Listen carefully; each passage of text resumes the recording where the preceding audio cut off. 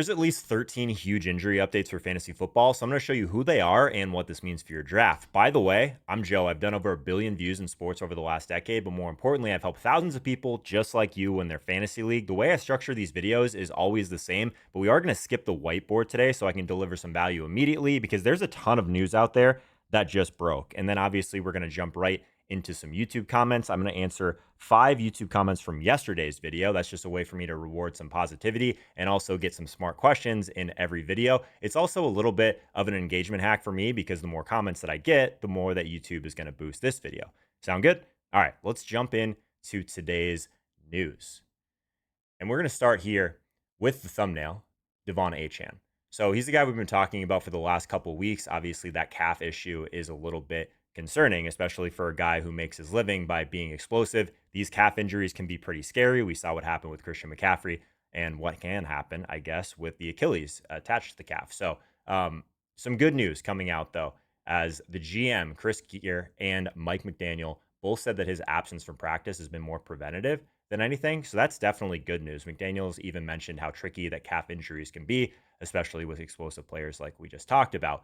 But I love that they're being cautious for fantasy. I think that this means that Achane looks still to me like a safe mid-second round pick if healthy. If anything lingers, Jalen Wright is still going to be kind of next in line for that lead back role. And then Ollie Gordon is going to mix in as well. So this was good news for me that he's going to be ready in week 1 versus the Colts. I don't think the GM would have said that if that wasn't going to be the case. And also, this just broke today as well.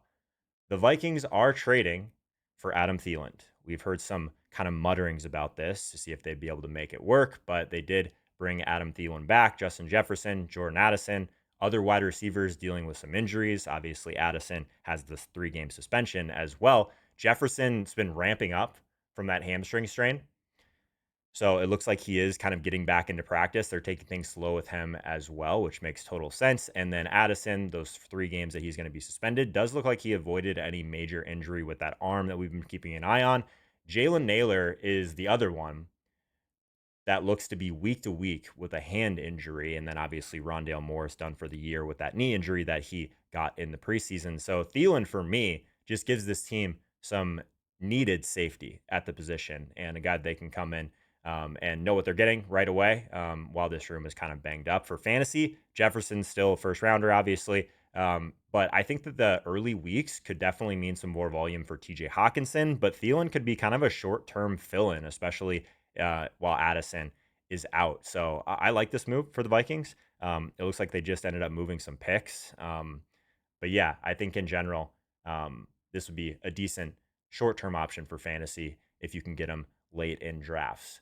Another thing that was nice to see in some ways, obviously unfortunate, Tyjae Spears. I always call him Taji for some reason. Tyjae Spears. This backfield definitely takes a little bit of a hit here when he was placed on IR with that high ankle sprain. He's going to miss at least 4 games. These injuries are notoriously like slow to heal as well, especially like for a running back. These high ankle sprains, everyone always talks about how like you're almost better off breaking your leg, as crazy as that sounds.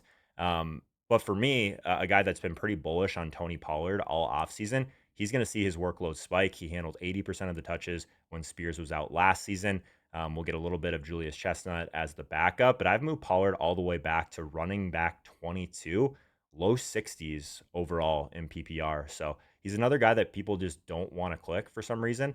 But Pollard has been quietly really good for a few years now, and he can handle this volume. So we like to see that.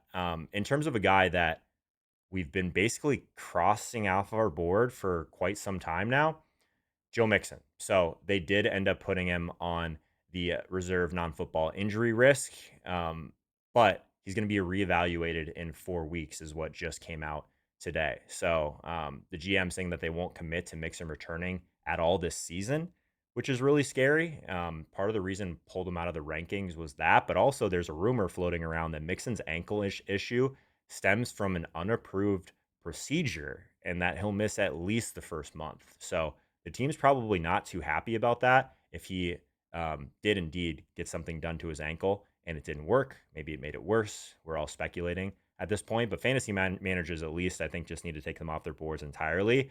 Nick Chubb's going to start the year as the lead back in Houston. Dameon Pierce, maybe some Woody Marks. This offensive line is like bottom 3 in the league anyway, so I don't think it's a situation where there's going to be a ton of fantasy goodness here. Speaking of fantasy goodness, Tet McMillan, good news at least. I guess we've had mostly bad news so far, but that hamstring soreness from last week seems to be behind him. He did return to practice on Tuesday. The team looks to be ready to give him a real workload right out of the gate. He's their clear number one, obviously, with Thielen out of there, even more targets coming his way. Definitely think he could be like the top target earner for sure. They've got some younger guys there, kind of a fun offense there with Coker. And Tet. So I like it. I like it quite a bit. I think still like wide receiver 2 upside for sure if you can get there, and still really reasonable guy to take in that part of your draft. A guy that I haven't taken once all offseason, and if you've been watching my content, I hope you don't have him either, especially if you're in the Fantasy Accelerator. He's ranked to a spot you probably won't get much. Chris Godwin, but more uncertainty here, right? So he's off the pup list, but still not expected to play until October.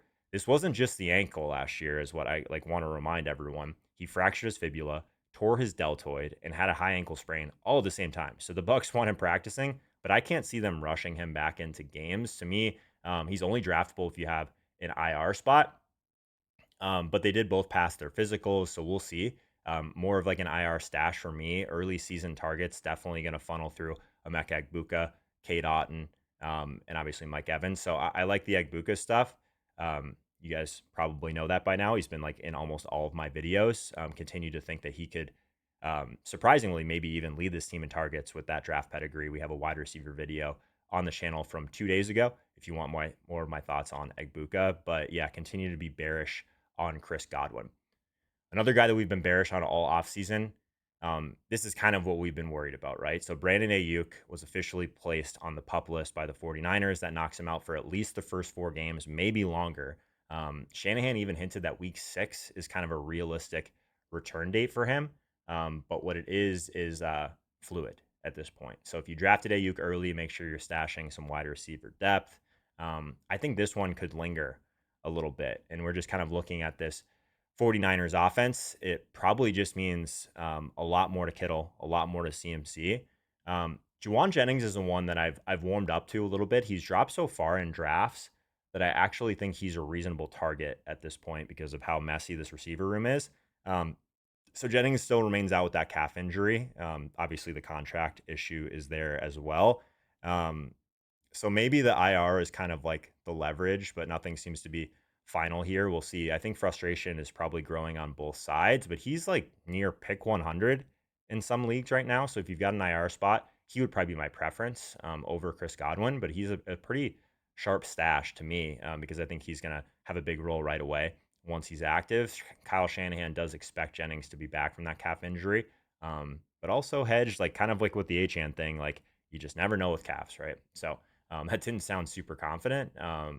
But with Brandon Aiyuk banged up, Pearsall still there, but mostly unproven, obviously. I still like Pearsall as well in drafts, but Jauan Jennings is proven when he's out there. So if he plays, I think that we'll still see a lot of targets go his way early on.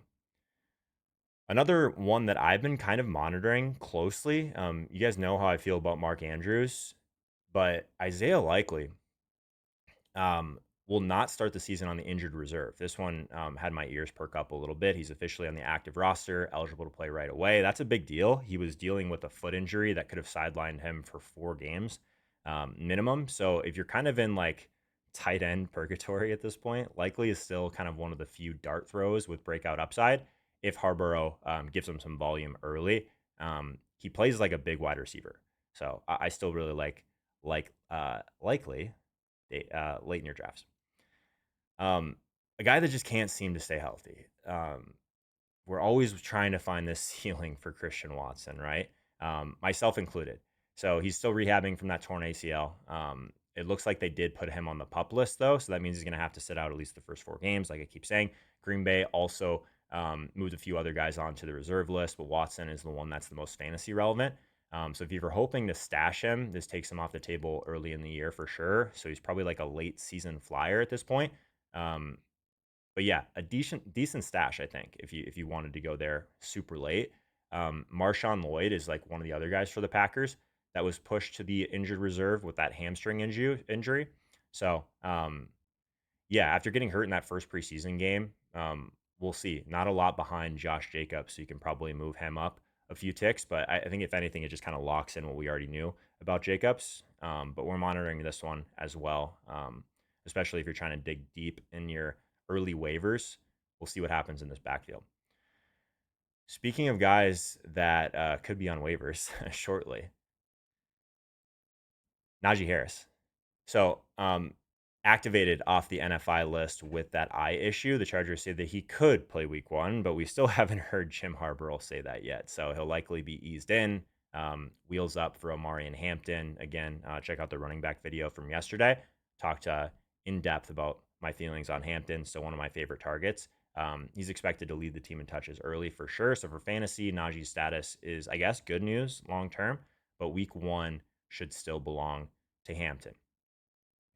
Finally, on the news side of things, another story that won't seem to go away, Matthew Stafford, back practicing, but his back injury is expected to linger potentially all season. So even though he's on track for week one, he faces a scary Texans pass rush, which is not a great situation for week one.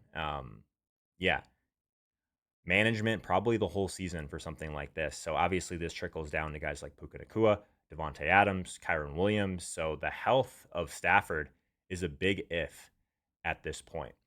So we're going to jump into some Q&A.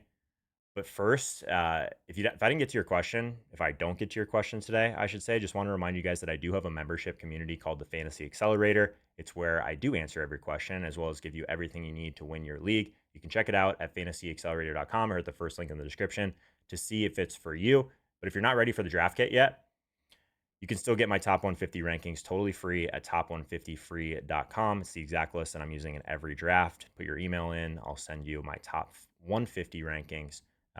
So make sure you guys get that. But let's get over to the questions. Again, drop a question below this video if you want me to answer tomorrow. I'm going to keep this thing going daily. Let's see what we got here. Okay, so this is I thought this was a good reminder for people. So basically, 2 running back, 2 wide receiver, 1 flex. Talk me out of Gibbs at the 101.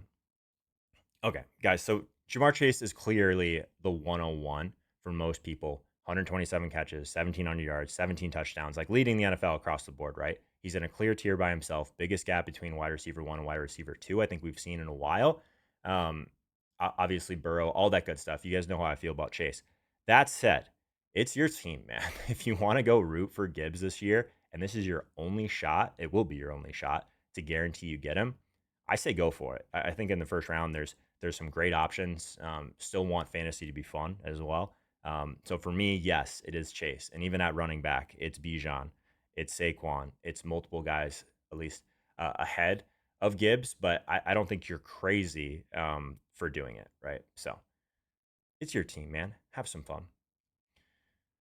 What else we got here? Oh, Tyler. Okay. I have 3 of these running backs in my home league: Brown, Harvey, and Mason. Awesome. So he's on some of the guys that we are on as well. I was going to trade one of them to get Tyler Warren because I'm weak at tight end. I was offered Harvey and Flowers for his DeAndre Swift, Warren, and Downs. Thoughts? Yeah, I'm not moving on from RJ Harvey yet. I think we need to see how Peyton's going to deploy him. Yesterday's video, we kind of broke down why his landing spot really matters. The Broncos running back saw the highest running back target share in the NFL last year. That's the stat I keep going back to. Sean Payton has never had a team finish worse than 6th in running back target share over the last 12 seasons.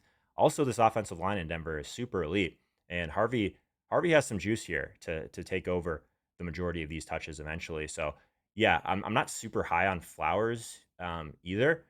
But yeah, giving up a running back and wide receiver asset just to upgrade at tight end when, if anything, I think you're downgrading at your other spots. Unless you're super desperate, man, I would hold on to what you got. Yeah. Okay. Let's scroll down here. Yeah, this is a fun one. So please do not take any offense to this, but I was falling asleep listening to you. Constructive criticism. Maybe be more live, not so monotone. Maybe some music, sound effects. Was anyone else thinking of like the Ricky Bobby thing immediately here? With all due respect, that doesn't mean you can't say whatever you want. It sure as hell does. Um, Yeah, for real, man. You're totally entitled to your opinion, obviously. My goal is one video per day right now that feels like you're just hanging out with your buddy, and you're basically learning what's going on in fantasy and trying to beat your friends, and drafting well, right? So I'm not necessarily worried about editing for retention on these ones. I think this new whiteboard format has been pretty fun for me. I mean, the people seem to like it. I think it's kind of a cool way to approach these, just kind of going through player by player, writing like my four thoughts on each of them. I think it's pretty cool. But yeah, totally. Yeah, I think there's a million ways to do it, man. Right now, my focus is consistency and value every single day. I checked out some of your other comment history. Doesn't seem like you might like me much at all, which is cool, for someone that keeps watching and commenting at least. So plenty of other options out there, man, that are doing exactly what you're describing. So my guess is you probably just drop hate on their videos too, just a guess. But yeah, man, no offense taken by me. Hopefully things get better for you. Sounds like you're having a tough go at it. So let's see what else we got here. There's a couple other ones down here that I really liked. How much emphasis do you put on a team's strength of schedule when making picks? Yeah, honestly, I don't weigh strength of schedule much. I think every year reminds us that we don't really know as much as we think about these teams. So I kind of use it as more of a tiebreaker than anything. What I do care about is pace. So if I can get players on teams projected for a ton of plays in like an up tempo offense, that matters to me.